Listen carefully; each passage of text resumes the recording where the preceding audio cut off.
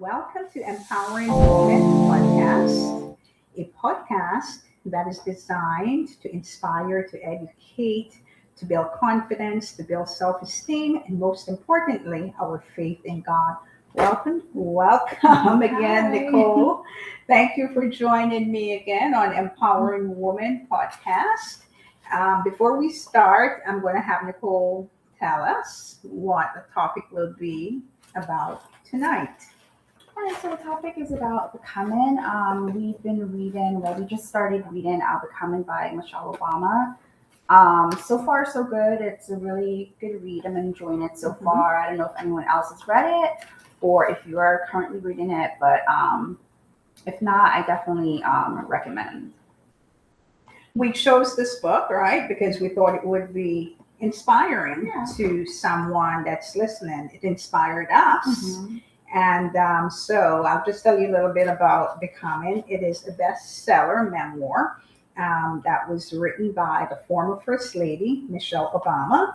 It chronicles her life journey from growing up on the south side of Chicago and attending Princeton and Harvard Law to navigating her early career, balancing motherhood and living in the most famous address in the world, right? The White House. Yeah, So as women, we're super proud, definitely. of this brown skinned woman, who have made it be the most powerful woman in the world.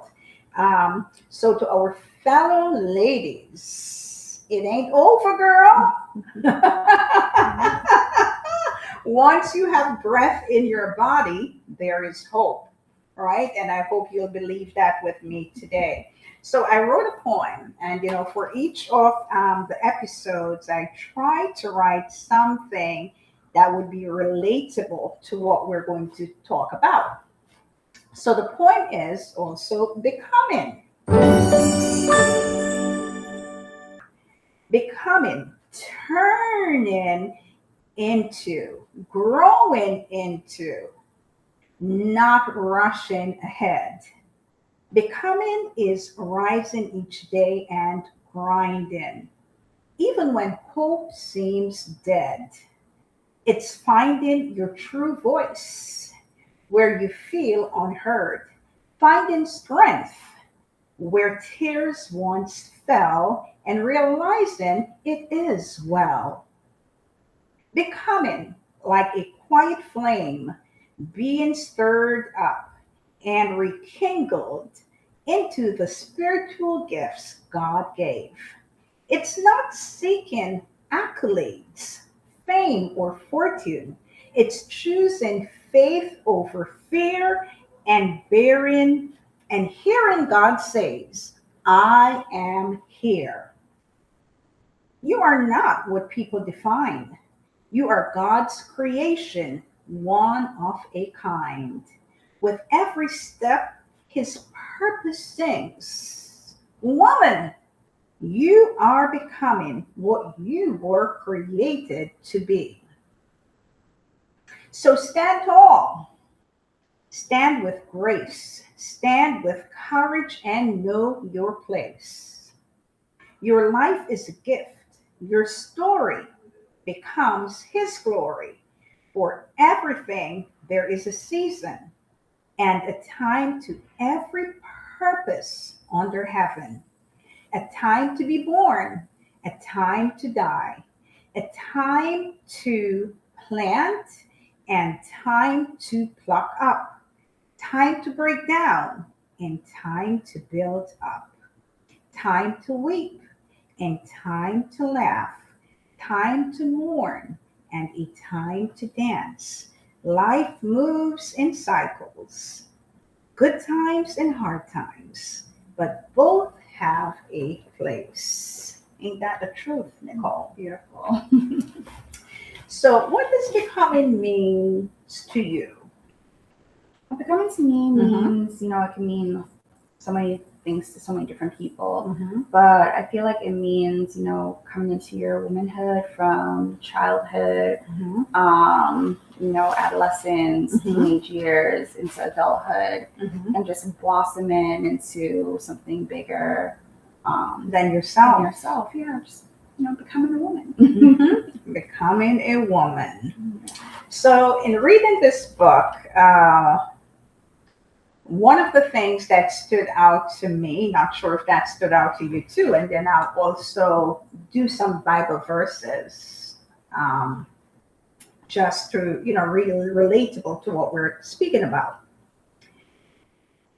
In stepping into our fears, it's where the greatest truths come from, right? An understanding of what matters and what doesn't. And the ability to let go of things that too often hold us down. And this was one of the things that Mrs. Obama spoke about. We really need to accept who we are and believe in our own promises. Because I can tell you, God's promises are true. And I'll just tell you from 2 Samuel 22:31, it states, "As for God, his way is perfect. The Lord's word is flawless. He shields all who take refuge in him." In other words, God is completely trustworthy. Mm-hmm. He surely is. His plans never fails, and he protects everyone who runs to him for safety. King David in Psalms wrote these words as a song to thank God for saving him from his enemies and keeping him safe through many hard times. And so many of us are going through hard times, and we have to start depending on God himself, because no man is so strong that he can do all things by himself. But when we trust in God and put our faith in him and lean on him, he will make a way for us where there seemed to be no way.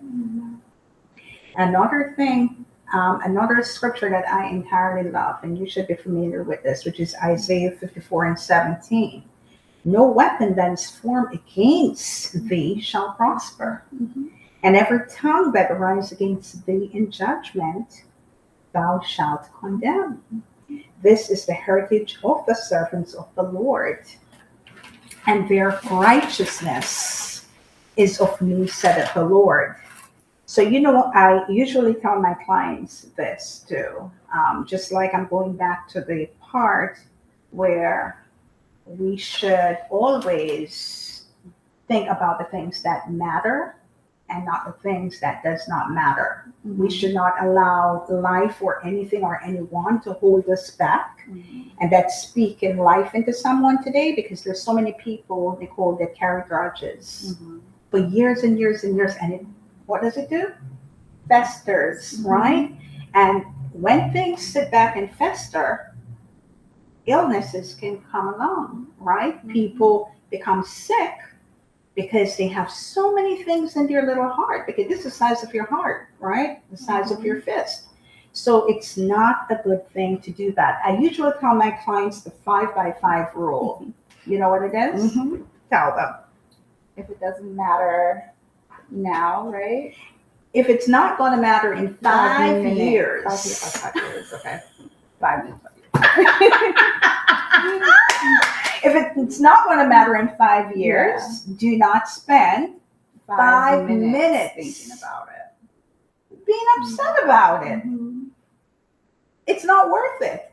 And there's so many people, and tell them sometimes it does not even matter in the next hour, because sometimes things happen and you totally forgot about what took place because it was not important. It just seemed important in that moment. Yes. So a lot of us, right, will hear hurtful things in our lifetime, like Mrs. Obama. She've heard so many hurtful things from her childhood all the way up to now, right? And we will be called out of our names. But as she said, Mrs. Obama, when they go low, you go high, right? Mhm. And we should really take a page out of her book on that. That is very profound statement. Mhm. I usually like to remind myself of this and, tell others that everyone has a story, right? She reflected in her book that her father and mother would tell her and her siblings that everyone on earth was carrying around an unseen history, Mhm. and that alone deserves tolerance. Her parents were very deep. Yeah. They Mhm. were just the way that they raised the children, and Mhm. the way they handled their business. And her How they carry father's, themselves. huh? How they carry themselves, yeah. Absolutely. And even her dad, Mhm.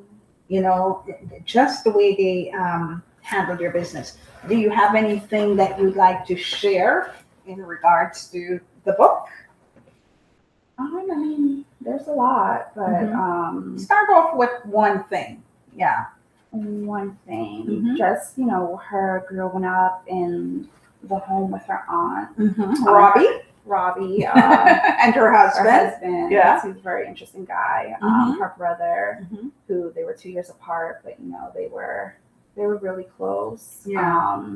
It was just nice to see their family dynamic and.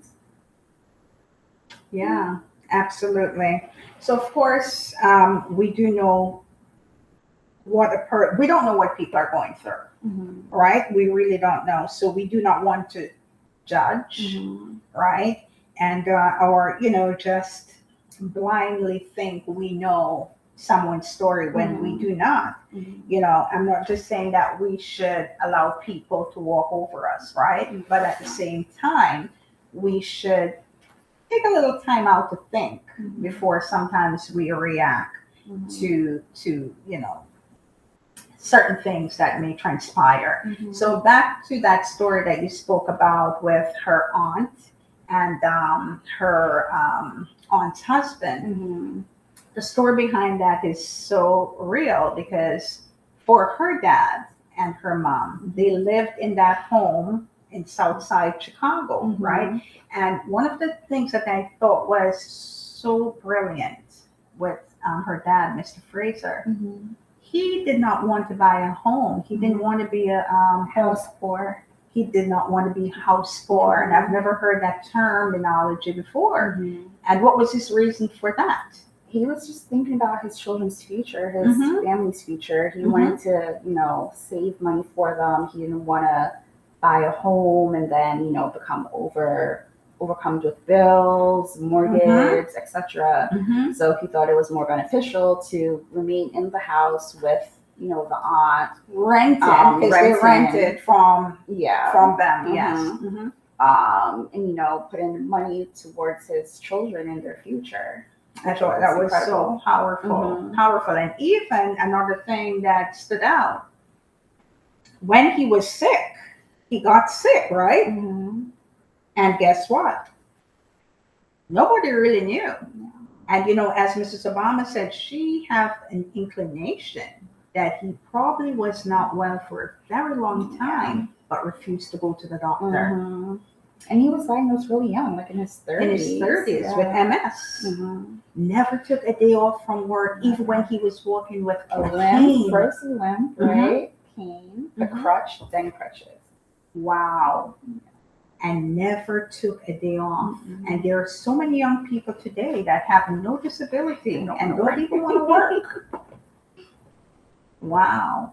Mhm. So that shows you what a person's priority is. And his priority was his family because he was the breadwinner. breadwinner. He was the man of the house. He was the man of the house. Mhm. Mom stayed home and take care of the children and all of that. Mhm. Because even Miss Obama spoke about when she was living so close to the school Mhm. and when she would go home with her friends and mom would have all the sandwiches and would just be quietly listening to their conversation. So even though she did not really, they weren't the kind of parents that got into into their children's business Mhm. like that. They didn't overmanage them. Mhm. That is the word that she used. Mhm. But at the same time, They allowed them to make decisions while Mhm. guiding them. Exactly. They didn't Yeah. believe in rules, but they Mhm. believed in guidance. Mhm.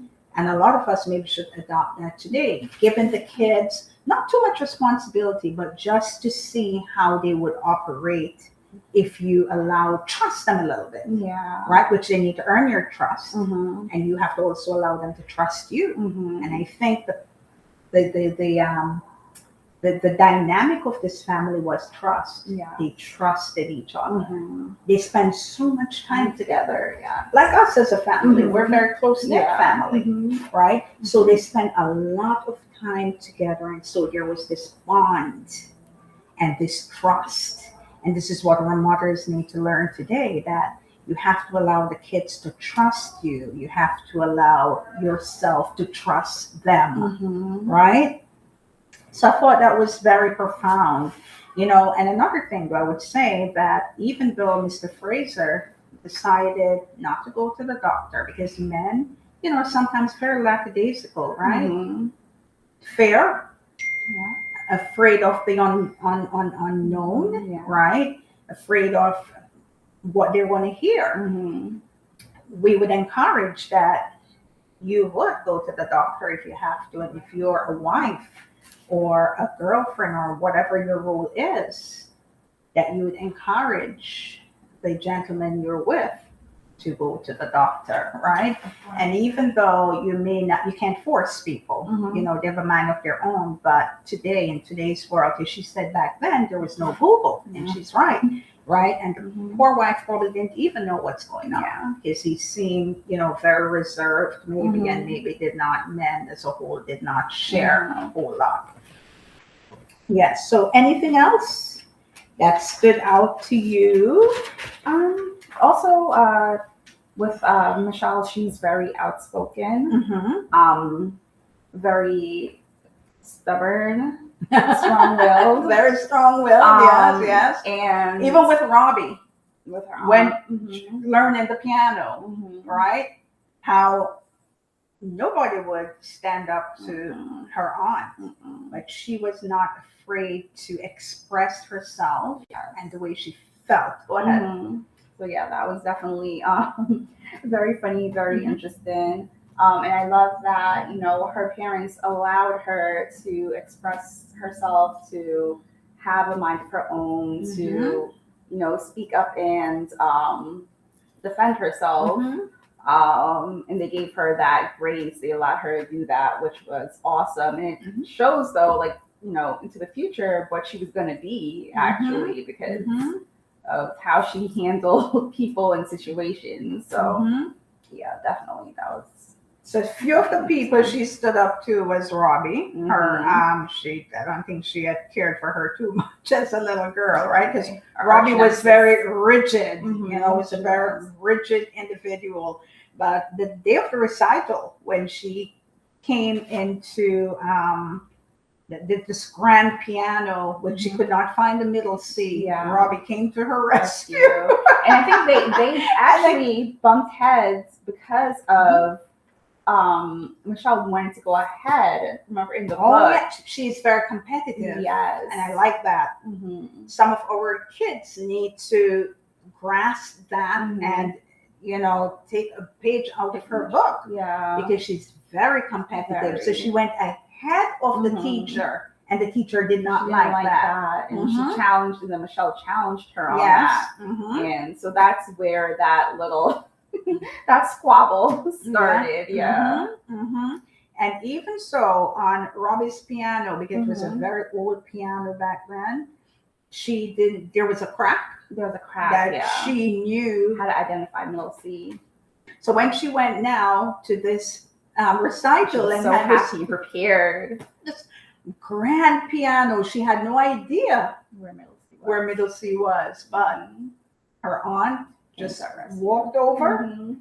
pointed it out, and so, you know, I think after that she softened up to her a little bit. A little bit. Mhm. And another time when she was very outspoken too Mhm. was with the teacher, Yes. right? The Mhm. teacher was not doing a very good job in her Mhm. eyes. And she complained to mom. She complained, and her mom was always there with a listening ear. And her mom was actually happy too that she spoke up for herself, right? Her grandfather, Dandy, that's what they call him, Dandy. That was her mom's dad, I think. Was it her mom's dad or her father's? I think that was her father. Her father's dad. And boy, nobody would, test him. But she sat at his feet and she asked, why do you treat grandma like that? Very opinionated, very opinionated. Which was very good. And you see things that happen sometime in the past, you'd be surprised as what's shaping a kid's future. And this is why they say watch a child the way they grow, right? And if I'm going to go back a little bit because there's something else that she said that stood out to me was about how they would handle bad news. They didn't handle bad news very well. The family would, if something bad happens, they try to dismiss it right away. They did not want to dwell on that. And how many of us do that? A lot of us do. I'm definitely guilty of that. Like I internalize things, so yeah, I'm definitely guilty of that. And it's not a good thing. Yeah. Right? Yeah. It's really not a good thing because when you push things under the rug and you don't deal with it, it breeds stress, right? And small problems grow into major crisis. So that is not good. And trust breaks down over time. If things are unresolved, issues cause physical and emotional exhaustion. And I think this is why sometimes, people in our world are the way they are. They're physically and emotionally exhausted, right? We have to find a place where we can breathe, relax and discuss our issues with somebody that we can trust, right? And if we don't do that, let us talk a little bit about the hidden cost. There's some hidden cost if you don't divulge certain issues or problems that you're facing, right? Bigger problems can create smaller issues that will turn into expensive or physical disasters when we ignore them. What are some of those disasters you think? Anxiety, stress, depression.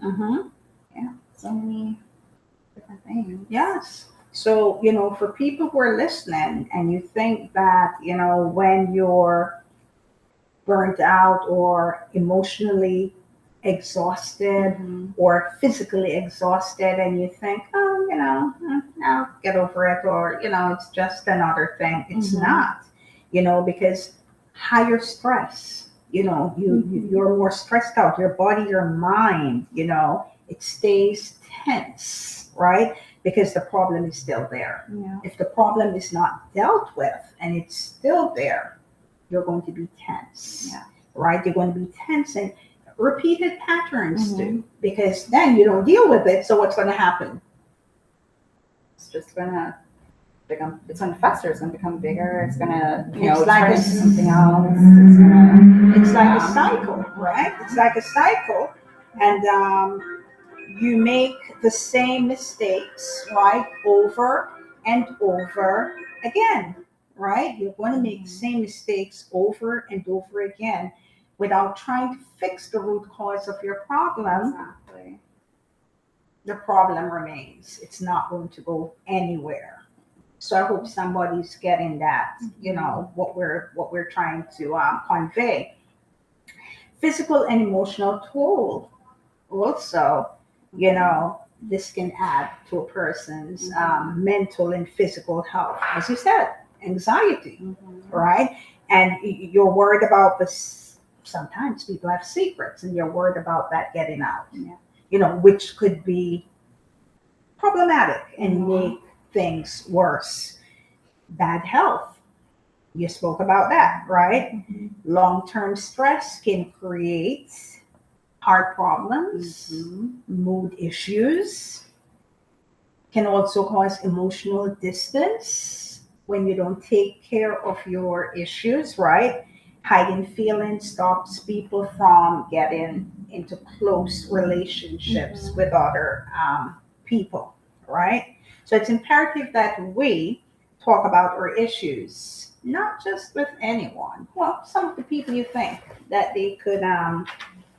Someone you trust, whether it's family, Mhm. close friends, pastor, Yeah. priest, a therapist, Mhm. just someone that you trust and you feel comfortable with, Mhm. Mhm. sharing that information, someone that will have your best interest at heart. Absolutely, Mhm. absolutely.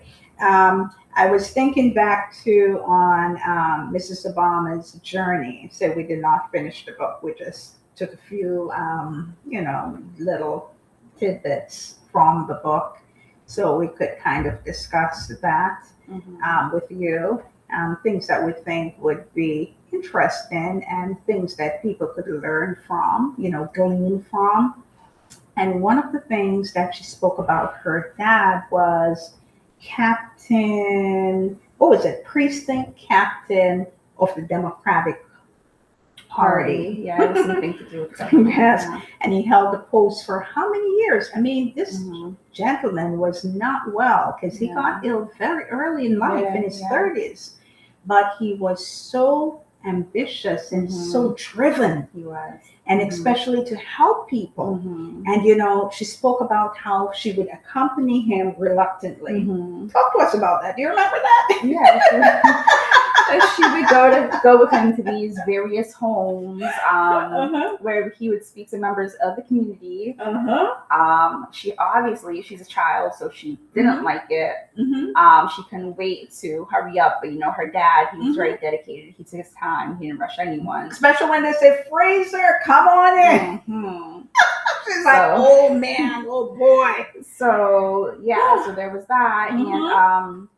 but I think it really did help her because Mhm. as a child she was so reserved. She Mhm. didn't like going out to play with the other kids. She wanted to play with her Mhm. dolls. Her Barbies. And as she got older, going out with her dad, it helped her to build her personality, build her confidence. Mhm. And now she started to go outside more and have more interactions. And Mhm. so in hindsight, it helped her. But what's some of the reasons that she did not want to get other kids involved with her playing with her Barbie Because dolls? she was very meticulous. She didn't. The other kids, they destroyed their toys. They ripped out the hair. They drew on the faces, and obviously, like, not her Barbies.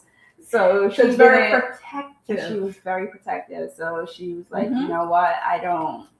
I'm not gonna engage with these kids because I like my toys a certain way. I like them to look a certain way. So she was just, always inside playing with her toys. But as she got older and she spent more time with, going to these places with her dad, her mom encouraged her also to, go outside and, become more social. She really did. And how ironic, though, because the things sometimes that we despise are the things that shape us, sometimes for future events. Because she did not know back then that she was being shaped. Her dad didn't know. She was being formed, right? She was being molded for her future. She ended up being a lawyer, marrying a politician who's a lawyer, marrying the president of the of the United States, the most powerful woman in the world. Who would have imagined? Who would have guessed that a little brown-skinned girl from the south side of Chicago? So what we're trying to say is anything is possible. Anything is possible for anyone out there. It doesn't matter what you're going through, what tsunami, what storm, what hurricane. Perseverance, ambition, not giving up. Fight, stand up for your right and fight. Because life, in essence, it's not easy. It's not. No. It's not easy, right? So I'm telling you, The idea that we become the very thing we despise. This was from an ancient psychological and philosophical observation from the famous Carl Jung. We become the very thing we despise. Sometimes. Sometimes. Yeah. Right? In hindsight. Mhm. Right? So, one part in the book where Miss Obama spoke about sitting with a group of girls. Did you get to that part?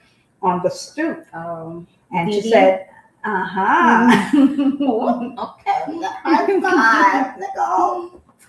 She said it was a second, third, or fourth. She couldn't even remember what cousin it was, but it was a cousin. Oh, no. Did it get to that part? No, I did, but I'm thinking of Mhm. something else. I'm thinking about Dee Dee she didn't remember the name of the cousin. Dee Dee is the other girl on the stoop.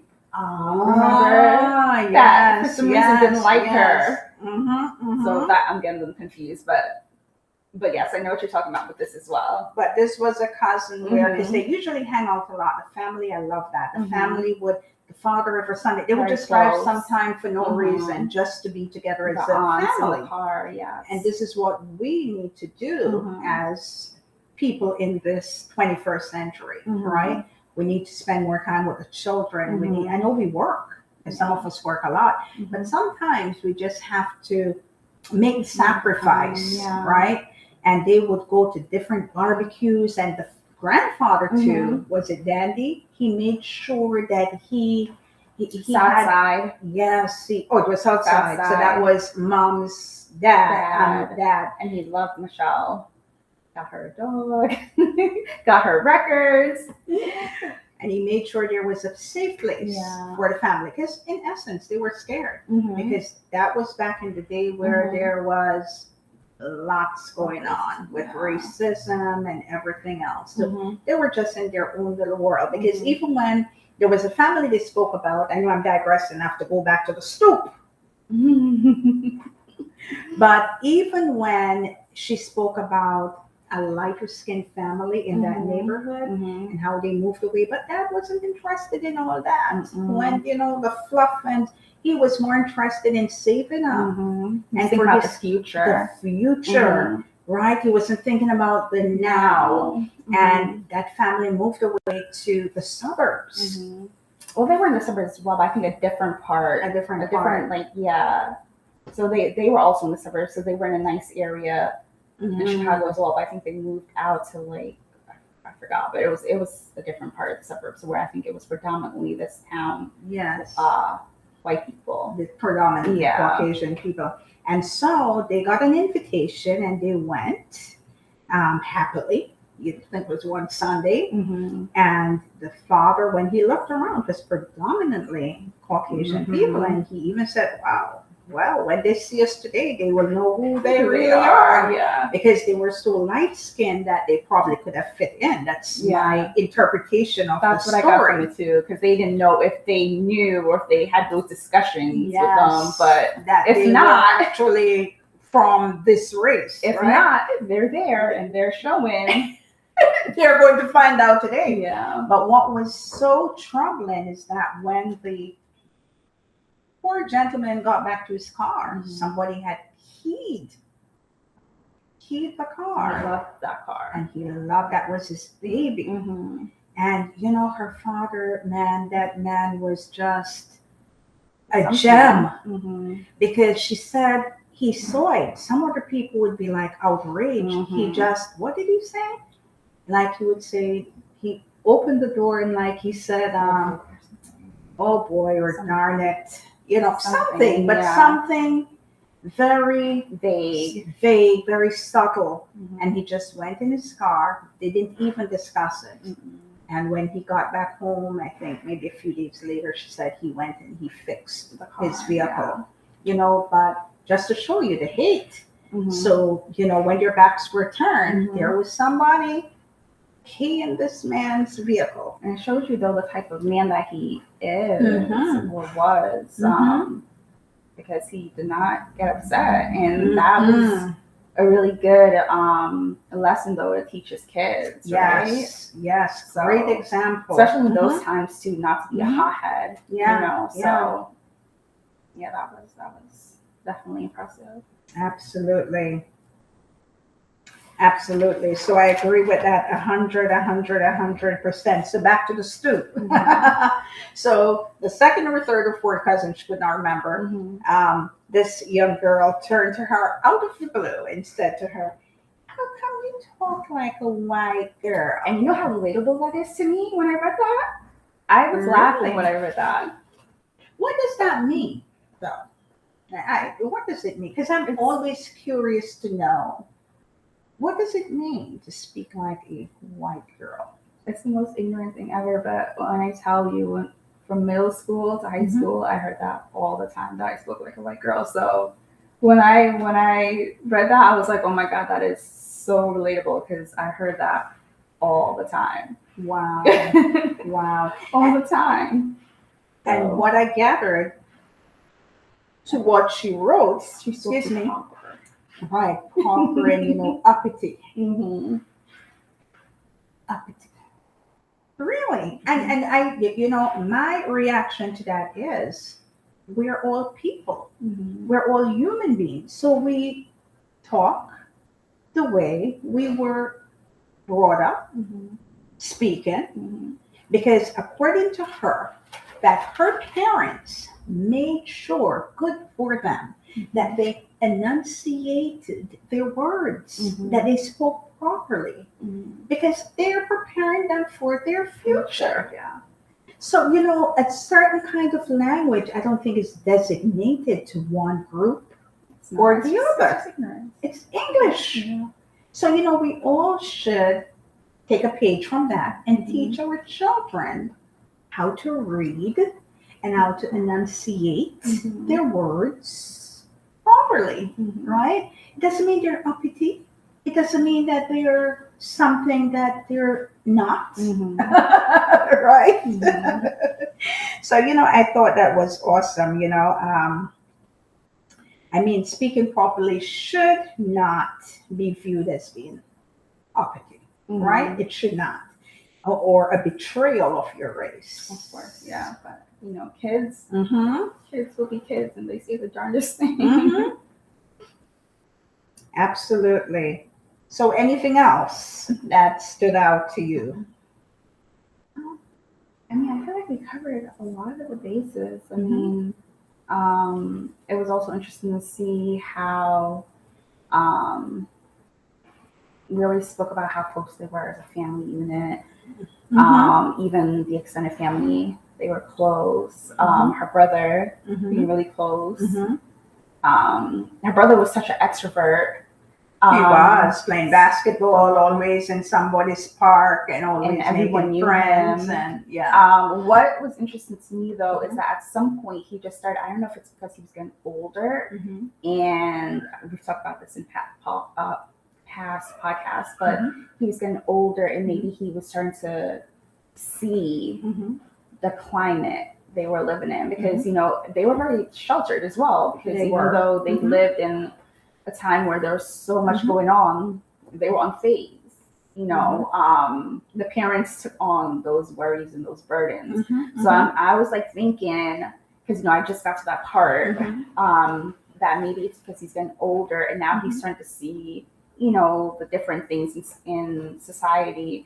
Also, the kids, they died in the house fire. There was 3 kids. So sad. Yes. Wow, that's powerful. Yeah, talk about that. So 3 kids, their age, died in a house fire, and there was like a lot of house fires back then. I guess slumlords and things of that nature. Yeah. So I think from then he started to become so fearful and worried. Like he had them doing fire drills, protective. Like he became the man of the house. Yes. Why? His dad had MS. Yes. And was not capable of moving the way he would move. Yeah. Go ahead. Yeah. So, and that could also have been a part of it too, because he probably saw how his dad was starting to deteriorate a little bit. So they would do the drills. and the dad would Safety. surely accommodate him by doing To a what certain point. to a certain- So they would do safety drills. He would have the dad because they would practice. They would think like, okay, so if we get out the window, would we be able to jump to this tree? Will we be able to get to this neighbor's roof? And then you thought, okay, well the dad he Cannot can't do do any that. of those Yeah, things yeah. anymore. So he had the dad lay down, Mhm, and the dad would participate in that. mhm, mhm. But then he wanted to lift him up. That was kind of like Take him down the stairs. that part. That was a no. That drew the He line. said no. there. That's where we draw the line. But yeah, it was just interesting to see how he started to change as far as becoming worried Mhm. about things Empathetic concern As about his family. family. Yes. as he got older. Mhm. And one thing I remember from that, thank you for sharing that because I totally forgot that I read that too. Mhm. Mrs. Obama said, at least we had a plan. Yeah. So if something should happen, whether they got out or Or not, they had a plan.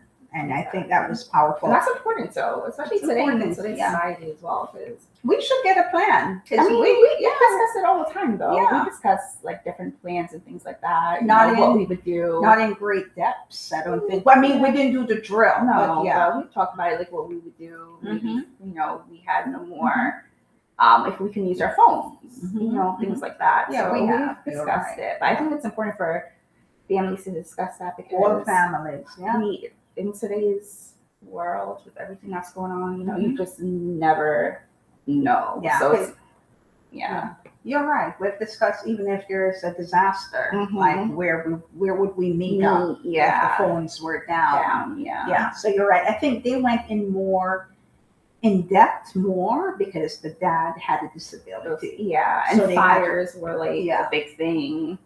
So- So So they had to actually practice. yes. they Yeah. did. Yeah. But fires are different for us though now. Mhm. We're more in more modern times. So but I feel just in case there's any natural disasters, like you said, or anything like that, it's good to have a plan in place. A plan in place, and that goes for everyone Mhm. that's listening. Have a plan in place, especially you have small kids. Talk to them, Mhm. So one thing that I would like to share too, back from piggybacking from way back what we're saying, with behaviors, that nobody's better than anyone else. Mhm. Please, and we have to drill this in our children. Nobody's better than anyone, right? We're dust. From dust you came, and from dust you came, into the dust you will return. Mhm. We're nothing at all. We're just mere mortals, right? Mhm. So we're nothing. And the thing is that too, the only thing I would say is, some people may be better off than some. Social status, right? And maybe having a little bit more money or a whole lot more money, education, whatever. But that's it. I mean, their lives are better than yours.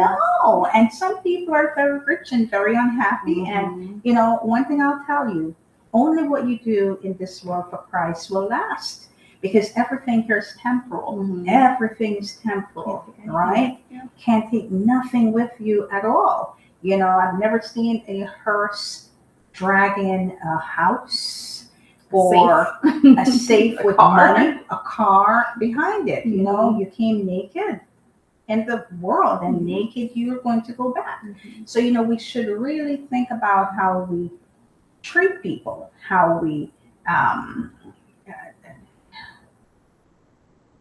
help me out, not just treating people well, but Just be respectful. Just be kind. What is Yeah. it? Does it hurt you to be kind? I feel like it takes so much Mhm. more out of you to be hateful, than to be kind.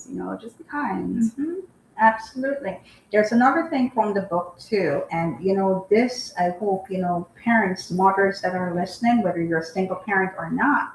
Miss Marion was a very wise woman. This is Mrs. Obama's mom. Very wise woman, because as I said before, she was a very good listener. Mhm. When the kids come, they would listen Mhm. to their complaints, Mhm. especially Mrs. Obama. Mhm. She would be complaining a lot to her mom Mhm. about different situations, because she was just very outspoken, Mhm. right? Very outspoken, very competitive, and I love that. I need to be a little bit more competitive myself. Teach my grandchildren to be competitive, you know, and I think my grandson is very competitive Very anyway, outspoken. you know, very outspoken, you know, and I love that. And Mhm. just from reading this, I'm As like, long as you do it in a respectful way. in as a well. respectful Yes. way, which he always He always does. does. You know, but you know, I think this was great the way she raised these kids. So one of the part I read was where, you know, when Mrs. Obama came home and she was just spewing her complaints about some teacher. Mhm. You know, her mom turned to her and she said, that woman has that woman has whatever she needs, Mrs. Obama Mhm. needs. So whatever math the woman had here, she was telling her daughter, focus on that Mhm. and ignore the rest. Because whatever she has in her head, Mhm. you want to get that in your head too, Mhm. right? And I thought that was so profound, Mhm. you know. And if a lot of us as parents would tell our children this, instead of when they come complaining, you're siding with them. No, you know, unless they're 100% right, Mhm. you know, something really went wrong. But if they're just going to complain about the teacher, you know, maybe the work is too hard Mhm. or whatever else that they're Mhm. not happy with, ignore some of the negative and just try to glean from them. Mhm. And whatever they have in their head, try and get it in your own, right? Yeah, I agree. It depends on the situation for sure. Yeah. It depends on the Yeah. situation. Mhm. Anything else you can remember?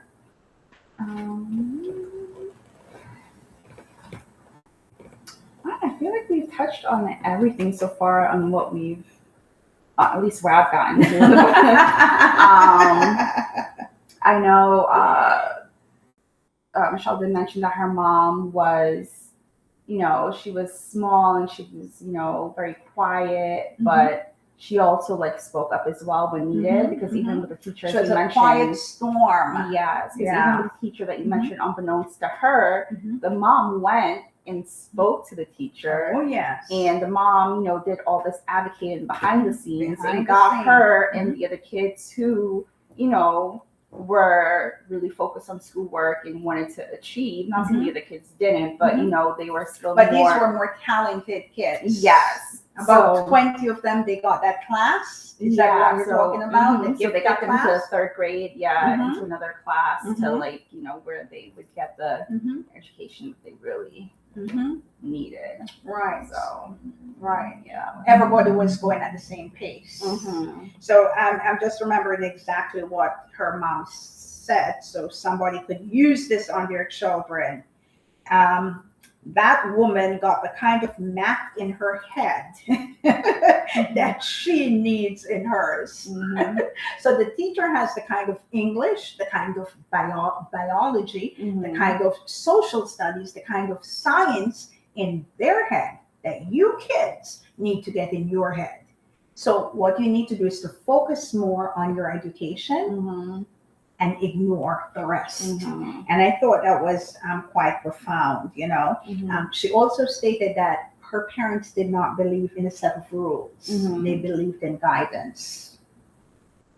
Never overmanaging the kids. And I thought that was also powerful, right? I was a helicopter mom. And I'm still a helicopter grandmother, and it's not good. You know, sometimes we have to step back a little bit. What kind of mom do you think you are? I think, you know, I wouldn't say I mean, I feel like Derek would probably disagree. He would probably say that he thinks I'm strict. I don't think I'm strict at all. I think, He thinks I'm strict too, because I am strict. I think I'm actually pretty lenient. Yeah. It just comes to certain things where, you know, I'm definitely going to put my foot down as far as, you know, doing, you know, education. That's a very big deal. I want you to do well in school. Very big. Yeah. So, you know, make sure you have A's or B's, you know, that's just very important to me. What else? You know, not always being on, so there's 24 hours in the day. So, you know, you doing, you know, your piano, you doing some studying, some reading, just getting some educational Basketball, things whatever done, it is. going outside, if you want to, even hanging out with friends.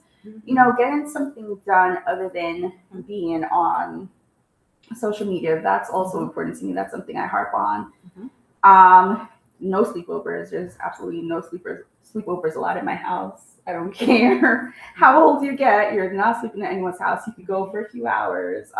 Yeah, the type of world we live in, you just have to be so careful. You could go for a few hours. You could hang out. Like, I don't mind that because, you don't want to keep your kids, too much under lock and key because that's when they rebel and they do things they shouldn't. And that's when they won't talk to you also. But, you just got to make sure you still have, eyes and you still have some rules in place.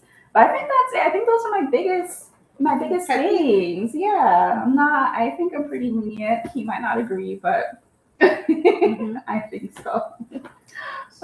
So one of the things that I also like that Miss Marion, Michelle's mom, conveyed to her children was that she was not raising babies. That's a good one. That's a big one too. Right?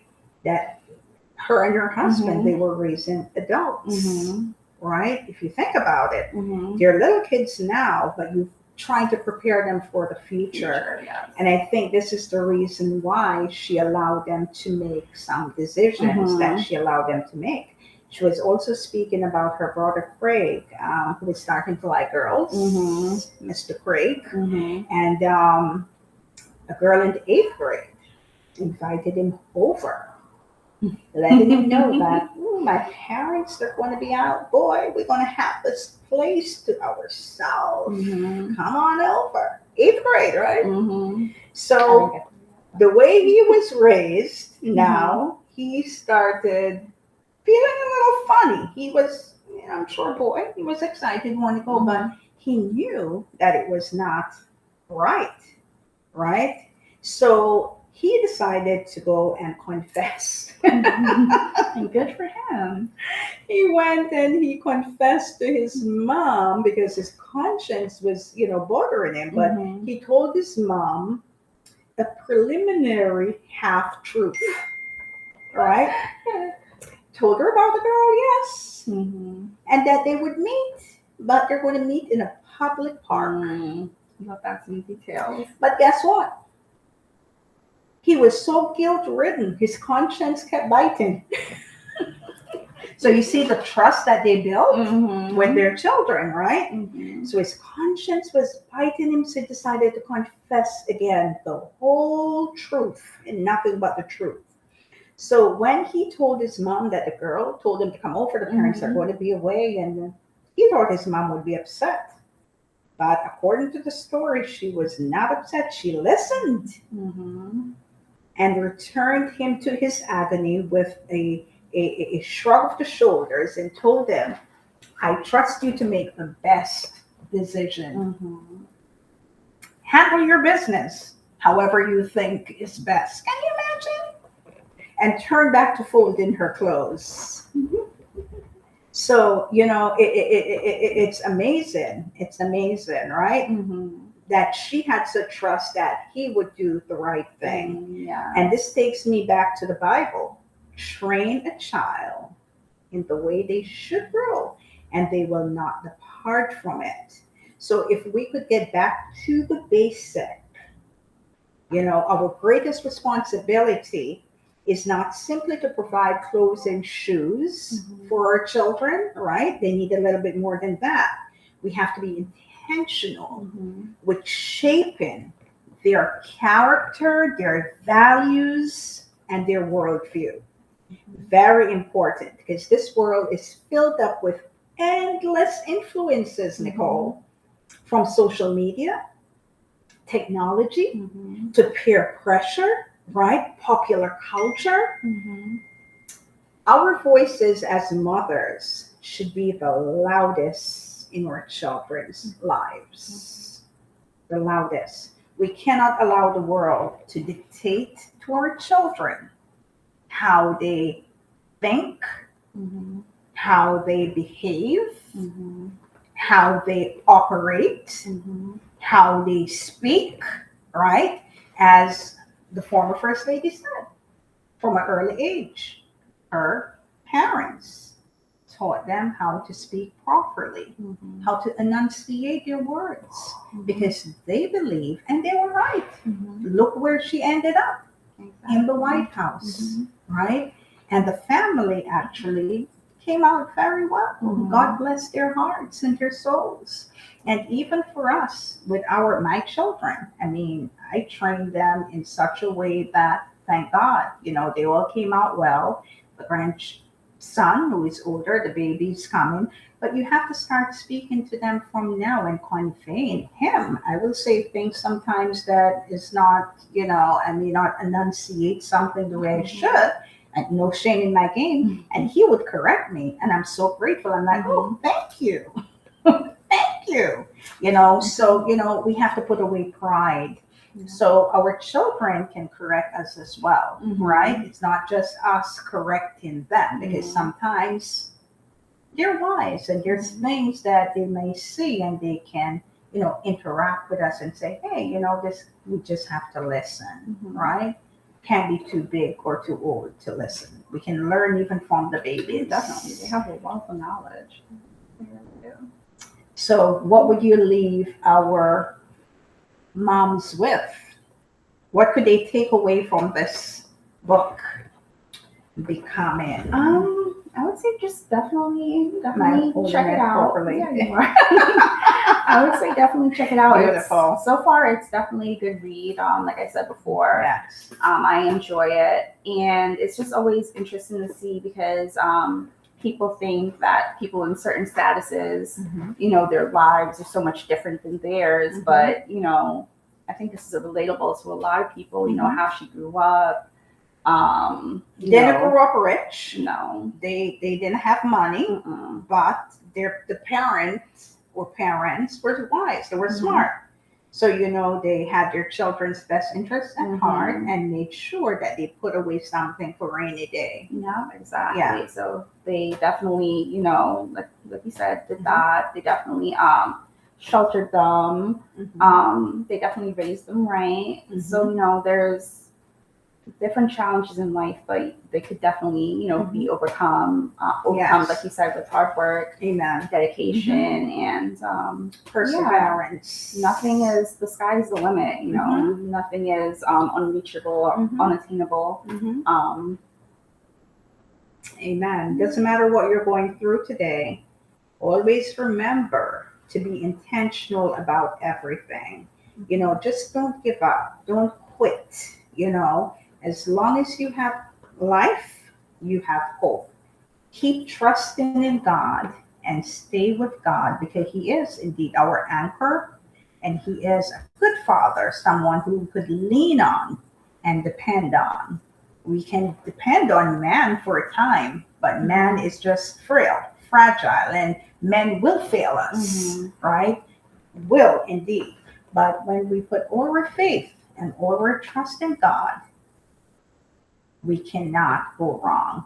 So thank you for watching. We will come again with the second half of the book, because we did not finish, and we encourage you to read it, and glean from others who have, gone through the struggles and have made it to the top, to the mountain top, if you will. So may God bless you, and may God bless the USA. Good night. Good night.